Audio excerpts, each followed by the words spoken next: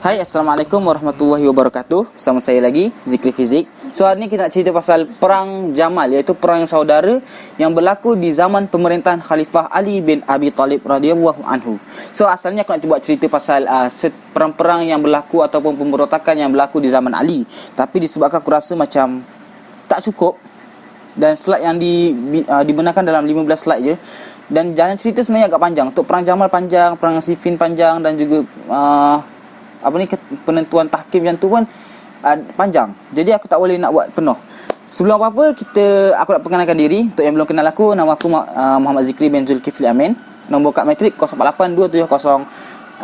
Jadi assignment ni aku buat khas untuk subjek perundangan Islam. Tapi amnya untuk korang lah, supaya korang tahu apa tu Perang Jamal. Okey, Perang Jamal atau Perang Unta berlaku pada 11 Jamadil Akhir 36 Hijrah. Yang mana perang ni mengambil masa tak sampai pun 1 hari. Cumanya yang menyebabkan perang ni sepatutnya kita faham adalah disebabkan peperangan ni berlaku di antara orang Islam sendiri. Jadi peperangan ni berlaku di antara pihak Ali bin Abi Talib dan juga Sayyidatina Aisyah radhiyallahu anha, isteri Rasulullah. Dan ia berlaku disebabkan salah faham je. Ia mula naik ataupun memuncak bila salah faham ni semarakkan lagi oleh pihak munafik yang dipimpin oleh Abdullah bin Sabah, ataupun dikenali sebagai puak ni sebagai Sabaiyah. Diorang ni buat huru-hara selepas berlaku persepakatan perdamaian antara Aisyah dan juga Ali. Okey, so macam mana dia mula-mula terjadi perang ni? So perang ni terjadi bila mana rombongan Aisyah dan Talha dan juga Az-Zubair, Zubair Al-Awam, ketika pemberontakan ke atas Khalifah Osman tercetus, Sayyidatina Aisyah pada masa itu berumur 40 tahun berada di Mekah menunaikan haji. So Aisyah mengumpulkan orang Islam dan penduduk Mekah untuk bantu Osman menghadapi pemberontakan di Madinah. Ketika dalam perjalanan menuju ke Madinah, diberitakan Osman telah pun terbunuh. Maka pada waktu itu para sahabat pun ada beberapa cadangan kepada Aisyah, sama ada kita teruskan perjalanan ke Madinah ataupun kita tuju ke Syam untuk minta bantuan Muawiyah. Sebab Muawiyah ni memang hebat, dia kuat, dia punya pengaruh tu sangat hebat di Syam. Jadi mereka ingat nak minta lah bantuan dia untuk hadapi pemberontakan dekat Madinah, untuk cari pembunuh Osman dan dikenakan kisos. Tapi akhirnya mereka memilih untuk jalan menuju ke Basrah. So mereka berasakan kota Madinah keadaan tak tenteram setelah jatuh ke tangan pemberontak yang masih ramai. Dan diorang ni disebabkan mereka ni sangat rapat dan juga ada pertalian dan baik dengan Sayyidina Osman, maka mereka mungkin akan bermasalah jika masuk ke Madinah pada waktu itu. Jadi mereka menuju ke Basrah untuk merancang strategi dan mengumpulkan kekuatan menangani pemberontak yang memecah belah umat Islam dan berazam untuk pulihkan semula perpaduan umat Islam pada waktu itu. Okey, lepas tu Ali pun dilantik. Dalam huru-hara tu Ali dilantik untuk menjadi khalifah yang keempat. Tapi waktu dia dilantik tu ramai yang tak puas hati sebab Ali gagal untuk hukum pembunuh Osman. Seolah-olah Ali ni dalam keadaan terikat dan tertekan disebabkan golongan pemberontak. Tapi sebenarnya Ali ni dia memikirkan bahawa sebenarnya menghadapi pemberontak pada waktu tu adalah lebih utama daripada mencari pembunuh Osman. Sebab kat situ Ali cuba menenteramkan dulu pemberontak. Bukan dia sengaja melewat-lewatkan untuk cari pembunuh Osman. Jauhlah dia bersepakat untuk jatuh ke Osman. Tapi disebabkan Sayyidina Ali ni merasakan yang kemaslahatan negara tu lebih penting pada waktu tu. Jadi selepas Talhah dan Zubair membai'ah Sayyidina Ali sebagai khalifah, mereka minta izin untuk melakukan umrah. Ketika dalam perjalanan, mereka bertemu dengan Aisyah. So dalam waktu pertemuan tu, mereka bersepakat dengan Khalifah Ali untuk cepatkan kisos hukuman ke atas pembunuh Osman. Ini sebab Talhah dengan Ali kita tahu tadi, dia berjalan dengan Aisyah, Sayyidatina Aisyah. So dekat situ mereka dah memang ada visi untuk cari pembunuh Osman. So bila dah alang-alang jumpa Ali, kita teruskan je lah untuk cari pembunuh Osman. Bila melihat Aisyah dan pasukannya pergi ke Basrah, golongan munafik ni pun apa lagi, golongan munafik Sabaiyah ni pun menyalakan api fitnah dengan menyebar berita yang kononnya Aisyah ni datang untuk kumpulkan kekuatan dan melawan Ali. So tapi disebabkan Ali ni kita tahu bahawa dia ni pun pernah dikatakan sebagai gerbang ilmu dan dia juga adalah menantu Rasulullah. Jadi dia punya ciri-ciri akhlak tu dah sebati dalam diri dia. Jadi semangat perdamaian yang ditunjukkan oleh Ali sangat baik. So bila Ali dengar khabar angin itu, beliau mengutuskan Al-Qaqqa untuk berjumpa Aisyah, Talha dan Zubair di Basrah. Jadi menurut Ibnu Katsir menulis, sesungguhnya Ali telah mengutuskan Al-Qaqqa sebagai utusan menemui Talha dan Zubair untuk ajak mereka ke kesatuan jemaah, yang menyatakan kepada mereka berdua betapa bahayanya perpecahan dan perselisihan. Lalu Al-Qaqqa menuju ke Basrah dan orang yang pertama ditemui ialah tak lain tak bukan Sayyidatina Aisyah. Beliau berkata, "Wahai Ummul Mukminin, apakah yang mendorong ibu menjejakkan kaki di bumi ini?" Aisyah pula, Sayyidatina Aisyah menjawab, "Wahai anakku, untuk mendamaikan antara manusia."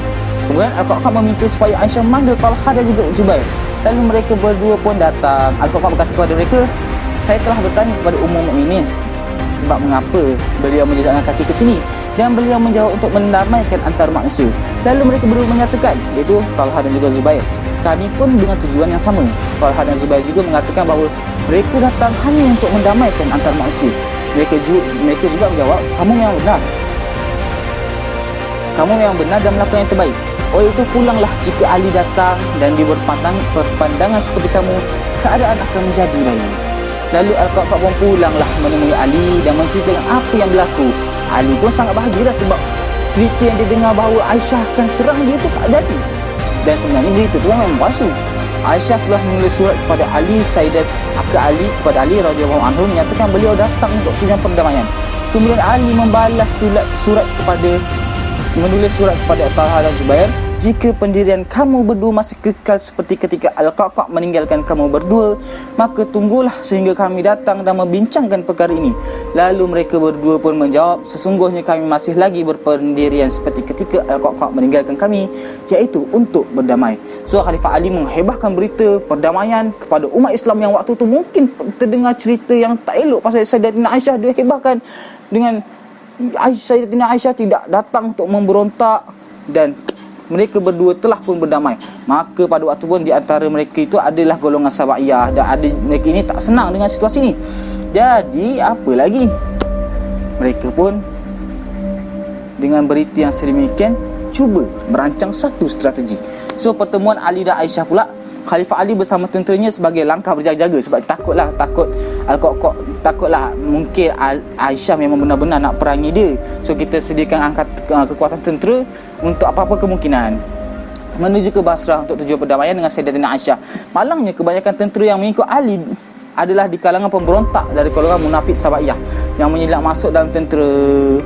Hasan, anak kepada Ali, Sayyidina Ali pun pernah cakap, disokong Abu Musa dan juga anaknya Hasan bin Ali pernah bagi tahu yang ayah jangan keluar, sebab takut akan jadi lebih bawa keburukan. Tapi jitihad Ali waktu itu adalah untuk membawa keamanan.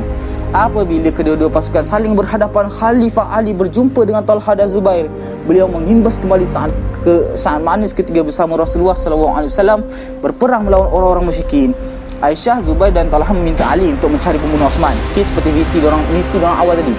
Tapi Ali dengan tegas menjelaskan dalam keadaan sekarang permintaan itu adalah mustahil tanpa sokongan dan perpaduan umat Islam, khususnya dari kalangan para sahabat lah. Malah bilangan pemberontak makin ramai. Sangat susah untuk kita cari siapa pembunuh sebenarnya. Aisyah pun mula sedar yang Ali bukan saja-saja melewatkan keputusan untuk mengkisas pembunuh Osman ataupun mencari pembunuh Osman, tetapi maslahat yang lebih utama adalah menjaga keamanan negara dan menghapuskan para pemberontak. Maka waktu itu Aisyah pun menyedari kesilapan dan berbaiat kepada Ali dan memberitahu kepada rombongannya mereka tersilap dan hal ini mereka akan bersatu bersama Khalifah Ali untuk menguatkan kembali kepada umat Islam dan mencari pembunuh Osman yang sebenar. So kalau tengok sini memang tak ada rancangan nak berperang. Aisyah yang daripada tadi datang hanya untuk menuntut bahawa kita akan kisah pembunuh Osman. Ali yang datang cuba untuk berunding langsung, tak ada bibit-bibit peperangan pada waktu itu. Jadi golongan Sabaiyah pun berasa terancam dengan perdamaian tersebut. Pada malamnya mereka merancang untuk melagakan dua pihak ini. Mereka cuba merancang satu strategi yang mungkin akan menjadikan umat Islam berpecah pada waktu dan ketika itu. Maka sebab mereka rasakan kalau kita tak buat macam ni, kalaulah Aisyah dan juga Ali bersatu, dan mereka, maka pasti akan memudahkan tindakan diambil ke atas para pembunuh Osman, dan sudah tentu mereka akan dikisas. Jadi mereka pun mulalah mengatur rancangan, dianggarkan dalam jumlah 1,000 ke 2,000 orang. Mereka mengatur rancangan pada malam itu dan akan menghasilkan buah daripada perbincangan itu di paginya nanti. So, berlakulah peperangan. Okay? Dalam konteks berlaku peperangan ni adalah bagaimana detail-detail di waktu pertempuran itu berlaku. Okay? Sebelum subuh, golongan Sahabatiyah menyerang pasukan Aisyah secara mengejut. Dalam suasana perajaan tidur, pasukan Aisyah menyangka bahawa Ali telah khianat diorang dan menyerang mereka sebagai tindakan untuk bertahan. Golongan Sahabatiyah di sebelah pasukan Aisyah pula berteriak bahawa tentera Ali menyerang dan curi dan menipu mereka. Sebagai tindakan pertahankan diri, mereka menyerang balas ke atas tentera Ali. Dan pasukan golongan Sahabatiyah dalam kumpulan Ali pun buat benda yang sama. Jadi dulu pasukan pun mulalah bertembung dalam keadaan mereka merasakan mereka cumalah untuk mempertahankan diri dari serangan pihak lawan. Syekh Islam Ibn Taymiyah rahimahullah meringkaskan detik-detik ini dalam satu perenggan. Mereka, yakni para pembunuh Osman, menyerang khemah Talha dan Zubair. Lalu Talha dan Zubair menyangka bahawa Ali telah menyerang mereka, maka mereka menyerang kembali untuk mempertahankan diri. Terusnya Ali pula menyangka bahawa mereka, yakni Talha dan Zubair, menyerangnya, maka Ali menyerang kembali untuk mempertahankan diri. Maka berlakulah fitnah, yakni peperangan, tanpa ia menjadi pilihan mereka, yakni kedua-dua pihak. Manakala Aisyah radhiyallahu anha hanya berada di atas pelana untanya. Beliau tak menyerang dan tak memerintahkan serangan. Demikian yang diterangkan oleh tidak seorang daripada para ilmuwan dalam bidang sejarah. Okay? So, Al-Hafiz Ibn Katsir rahimahullah memperincikan terjadinya perang Jamal. Orang-orang pun merasa tenang, lagi lega. Okay? Sebab dah menang tadi dah berdamai. Pada waktu malamnya, kedua pihak malam dalam keadaan sebaik-baiknya. Akan tetapi pembunuh Osman melalui malam tersebut dalam keadaan seburuk-buruknya. Sebab diorang takut diorang akan dikisos kalaulah Aisyah dan juga Ali ni bergabung. Mereka bangun sebelum terbit fajar. Jumlah mereka menghampiri 1,000 orang. Masing-masing kelompok bergabung dengan pasukannya lalu menyerang mereka, yang pasukan Aisyah dengan pedang. Tentera Ali berjaya menguasai perang tersebut. Ya, sebab Ali datang daripada Madinah dan dia datang memang bawa tentera. Aisyah ni datang pula untuk berunding. Jadi Aisyah tak punya kelengkapan dan akhirnya perangan dikuasai oleh tentera Ali.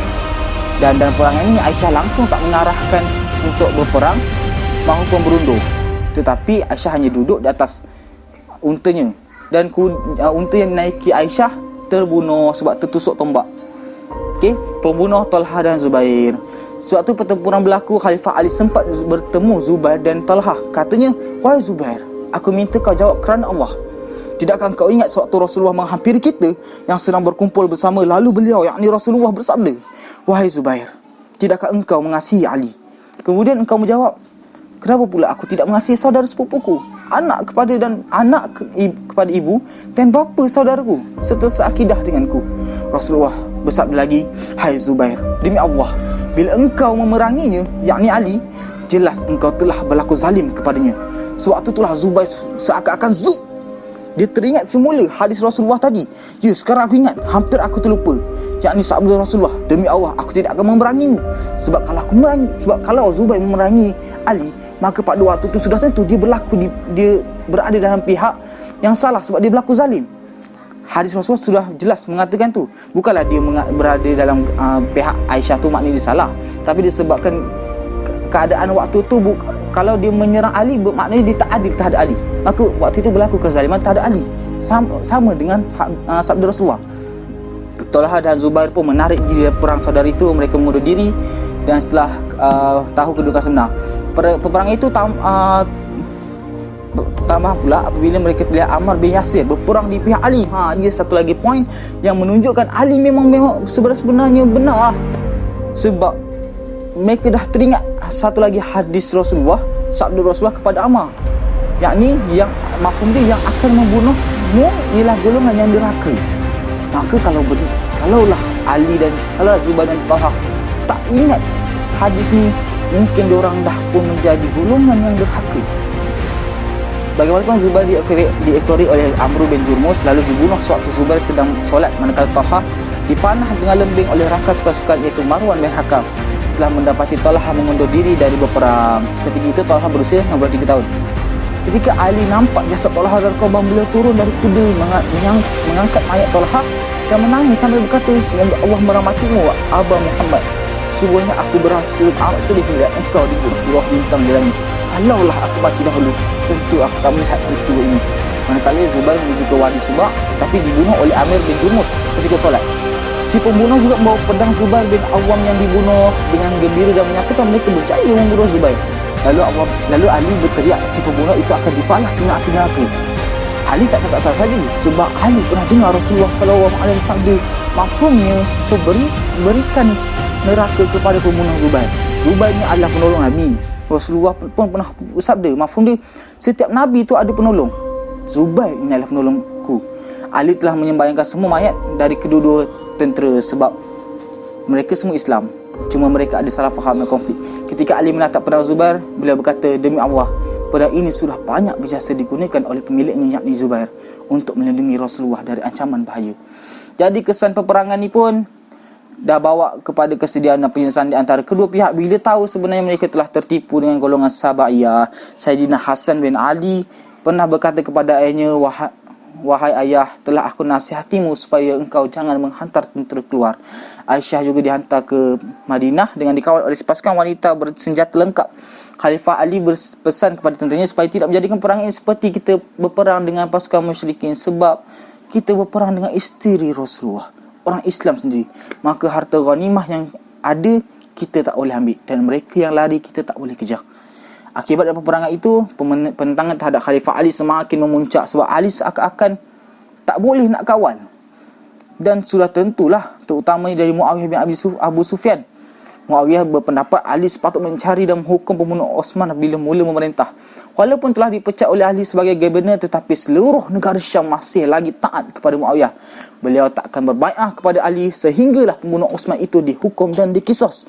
Inilah yang menyebabkan bibit-bibit berlakunya kepada Perang Siffin. Tu je untuk kali ni. Kalau korang terhibur, kalau korang dapat info, korang boleh like dan juga subscribe. Terima kasih sebab tengok aku punya video. Dan kalau korang nak sambungan, korang boleh minta. Maybe lah satu hari nanti aku akan buat. Jadi Assalamualaikum warahmatullahi wabarakatuh.